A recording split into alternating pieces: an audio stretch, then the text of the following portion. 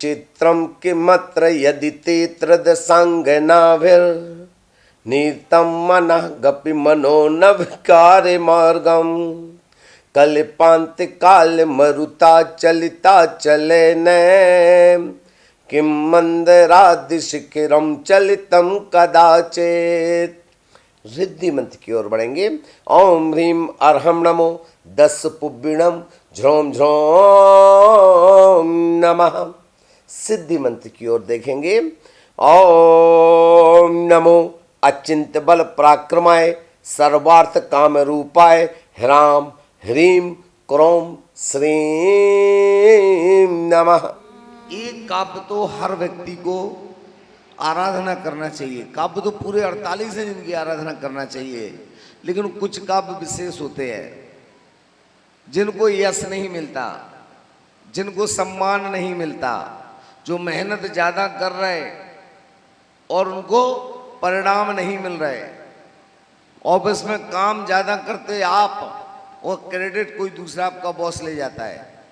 घर में मान लो उदाहरण के लिए मैं उदाहरण देता हूँ, परमानेंट उदाहरण। एक देवरानी जिठानी है और देवरानी जिठानी में दिन भर देवरानी किचन में काम करती रही और जिठानी दिन भर पलंग पे बैठी रही, लेटी रही, बढ़िया टीवी चलाते रही, कहानी घर घर की कभी स्वतंत्र भी सहेली है देखते रही। और सुनो हिमांशु, कहाँ तुम खो रहे, इधर सुन। और अगली बात, उसके बाद फिर क्या हुआ कि शाम के टाइम देवरानी बेचारी दिन भर काम करते करते थक गई, बोली चलो 2 मिनट पलंग पे जाके कमर सीधी कर लेती हूँ। और इधर क्या हुआ, जिठानी ने सोचा दिन भर लेटे लेटे कमर में दर्द हो गया, चलो किचन में जाके पानी पी लेती हूँ।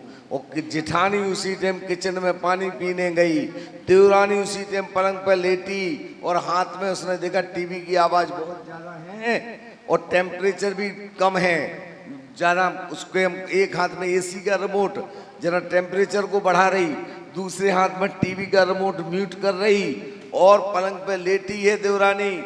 और उसी टाइम घर के सारे सास ससुर लोग बाहर गए थे, वो आए, उनने देखा हे भगवान, देवरानी तो बढ़िया पलंग पे दोनों हाथ में रिमोट लेके लेटी है और जिठानी बेचारी किचन में काम कर रही। गई भैंस गई भैंस गई भैंस गई भैंस, दिन भर की मेहनत जेठानी क्रेडिट लेके चली गई।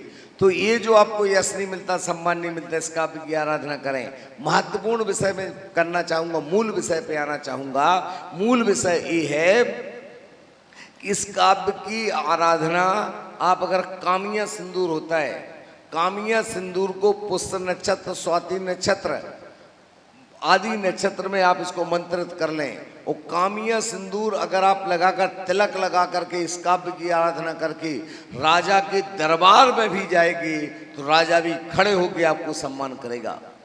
अद्भुत काव्य है।